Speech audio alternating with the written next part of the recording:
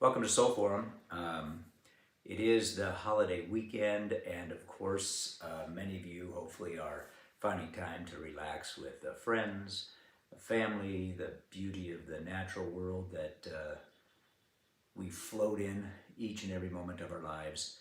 Um, you know, it is a day to be filled with gratitude and appreciation for just simply the gift of life that, albeit complex, we get to share together.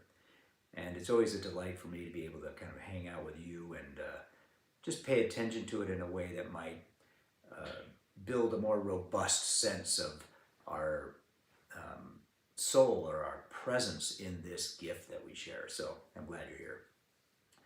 I just want to keep my comments brief today. Obviously, it's the holiday weekend, so just some quick reflections, and partly it's based on my inability to extract myself from the river.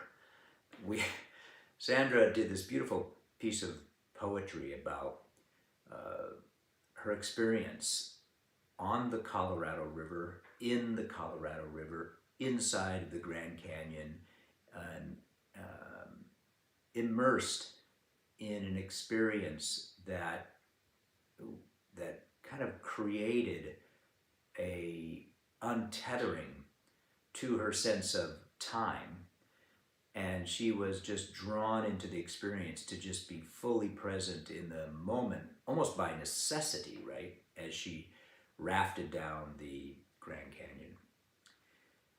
What I find interesting about that experience, and that I want to spend a little bit of time on in Soul Forum this weekend, whether you join us on Sunday or whether you're, excuse me, whether you're joining us on Tuesday at 5, is kind of that notion of the role that kind of finding your way into the actual moment you're experiencing and just being present for it in a way that feels full and engaged and authentic is probably, the experience that draws us most closely to this sense of feeling like we belong, or we're part of the whole. It struck me as I was listening to Sandra talk that, if you think about where Sandra was as she moved down this river, right? She's in the Grand Canyon. The Grand Canyon that took about 6 million years of that river moving, across landscape to create 6 million years. So she's inside of a moment that has that kind of it almost feels like eternity, especially since 6 million years ago, you and I as humans, began to emerge out from our chimpanzee relatives, right? That's when that split began to happen, and we began to become who we are. We're our entire sense of ourselves as human beings was birthing itself 6 million years ago. And there in that experience, that sense of being present, not for just time itself, the way in which the past and what's ahead and the moment all come together, but the depth of that experience to me is really what I want to hang on to for a moment today and maybe talk about when we get together.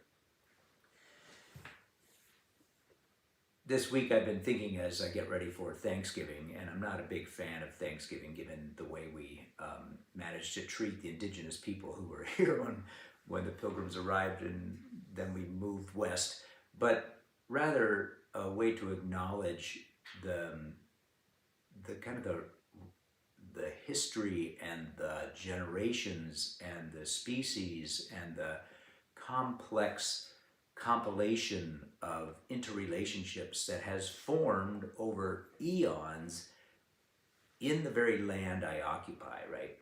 I honor just the land that holds me and all the interactions with that land that have taken place. place prior, and to think about my place in land on a day like Thanksgiving. And I am grateful for not just my moment in time, but just the eons. I try to find myself in some way at the bottom of that Grand Canyon experience, right? Floating down, the big river of life inside of that reality. And I would invite us to maybe just ponder how we might find ourselves into that space more often, right? Eckhart Tolle, maybe you know about him, his book, The Power of Now, was one that I discussed with a good friend of mine as we were snowboarding a number of years ago. And we would take those long drives up to Tahoe, and Eckhart Tolle kind of understands the challenge and the possibility of living in the present moment. He writes this in The Power of Now. You can, obviously you might be familiar with it already, but I think it's worth revisiting. He says, the compulsive thinker, which means almost everyone, it definitely means me, they live in a state of apparent separateness in an insanely complex world of continual problems and conflicts. A word that reflects the ever-increasing fragmentation of the mind. But when you are present, when your attention is fully and intensely in the now, this is Eckhart Tolle now, being can be felt. And Eckhart Tolle is trying to tease the separation between, being is a felt sense, not a thought construct. And our thoughts obviously can just, and they do, right? They just, they get frenetic, they get scattered, they're chatter. They're necessary chatter, obviously, to function, but they can get in the way of this felt sense of consciousness or being. So being can be felt, but it can never really be fully understood mentally, which is part of the problem why we can never find words to describe it. To regain awareness of being and to abide in the state of feeling realization, that's what he calls it, is what Eckhart Tolle would call enlightenment or being whole or showing up in the right way for world, right? So here's an example. He says, if there is no joy, ease, or lightness in what you're doing, it does not necessarily mean that you need to change the what that you are doing. It may simply be significant and sufficient to change the how are you doing it. How is always more important than the what. See if you can give much more attention to the doing than to the result that you want to achieve through it. Give your fullest attention to whatever the moment presents. And this implies that you also completely accept kind of what is, right? That existential state of just being. Because you cannot give your full attention to something and at the same time kind of resist it. Which I don't understand that line, but I think you get the sense of it, right? How do you show up in time? And how do you build a relationship with the moment you're in right now that allows for a more robust or full or holistic presence that then creates this sort of connectivity, this state of connectivity that's not just a mind state, but is a state of being present for someone else, for the thing that you're doing, the thing I'm doing right now, right? Being fully here in this moment, knowing I'm with you and with all the thoughts that have been bouncing around in my consciousness for a lifetime, right? It's a beautiful moment to just be in and to be in community with others in that, both human community and the natural community, existential community that we share. I think that's the essence of time that I want to maybe have us play with a bit when we gather together and have a conversation.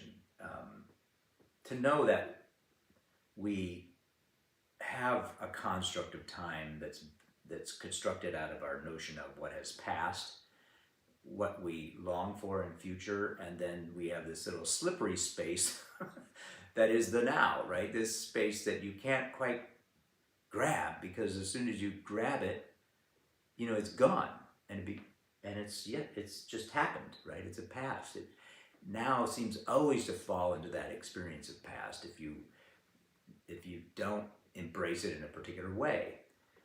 And so, and this is why Sandra's, I think, poetry captured my imagination a little bit, because she was playing around with time in a very interesting way. It's almost like time was as slick and slippery as the river itself, right? She was in the now, in the past, in the future, in the present, all jumbled into just being there in that space. And just an amazing piece of poetics. So I think that's a challenge. To kind of help with that, well, let me say, before I switch to Wendell Berry, which I want to close with today, and I'll print some of this up for y'all, so you have something to look at in a PDF. But before I switch to Wendell Berry, there have been scholars who understand that both in Buddhism and in Christianity, and I'm sure in other wisdom traditions as well, that like koans and parables play around with the sense of time. If you think in terms of the construct of chronological time, right, the sequence of time, past, present, future, and it's linear. We've talked about this. That the parables are also often seen, and koans are often seen in what they call kairos time. And kairos is like the birthing moment. It's not chronological. It's like where the magic happens.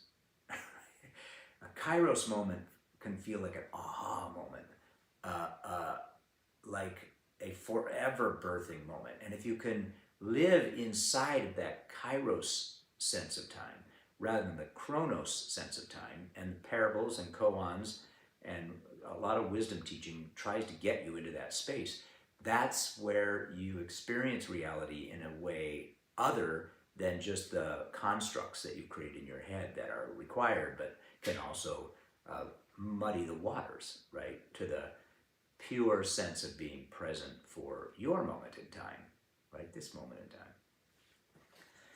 All right, so that's all fodder for Sunday.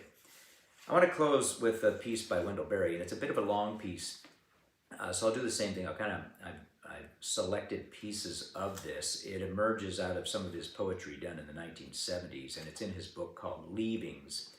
So he's getting a little older maybe, and reflecting on the way in which time works for him, and maybe time is running out for him. He's also cognizant at the front of this poetic section of those who experience sort of ending moments and how powerful those can be. But here's what Wendell Berry writes, great kind of earth-based, I think, spiritual person. This is poem number 9. Don't ask me what that, no, number 4, I think. Yeah, number 4. In our consciousness of time, we are doomed to the past. The future we may dream of, but can know it only after it has come and gone. The present, too, we know only as the past. When we say, this now is present, the heat, the breeze, the rippling water, it is past. Before we knew it, before we said now, it was gone. If the only time we live is this present, and the present is somehow kind of immeasurable, maybe even eternal, are we in some way, you and I, living like immortals? Living always within this eternity, this eternal now? You see the rainbow and the new-leafed woods bright beneath. You see the otters playing in the river or the swallows flying. You see a beloved face, mortal and alive, causing the heart to sway in the rift between beats, where we live without counting, where we have forgotten time, and we have forgotten ourselves, where eternity has seized us as its own. This breaks open the little circles, letting us live where we are in the deepest sleep, entirely present, entirely trusting, eternal. For in time, we are present only by forgetting time.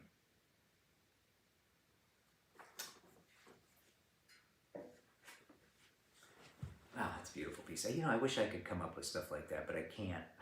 So I gotta look to the wonder of others to pull that off. Yeah, what a beautiful piece of poetic work. I think Wendell Berry, in that language, was capturing what Sandra experienced in the river, in the bottom of the grandest of canyons, looking up at the eons of time, at the beginning of the way in which humanity began to find its feet to walk soil, right? That lost to time, she becomes present for the now. Eckhart Tolle will say, there's moments when we can experience that. But if we can practice those moments together, if we can hold those moments tenderly, we build capacity for being more alive in this experience of not the thought construct of time, the chronos, the chronological sense of time, but in the kairos moment of time. And aren't we, as we seek a more this sort of sense of how our soul functions, in some ways I think many of us find that is the moment when it shows up for us in all of its fullness. And that's a moment we want to know how to show up for in the many moments that make our life, right? All right. Well, that's today's reflections. I'll send out some material so we can have some conversation about all that. And then the following week, I want to talk to John a little bit about his question about how do we birth out from that experience a future together? I mean, how are those two related? And John raised some questions about how we do that. Now, hopefully I can sit down with him and have a conversation about that and share some of those insights and questions with all of you as we continue to collaborate in this journey. And trust me,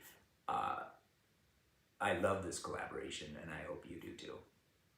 All right, have a blessed and wonderful time today. Hopefully it's not a chronological day, but you can find a kairos moment somewhere exploding and birthing for you. Okay, take care.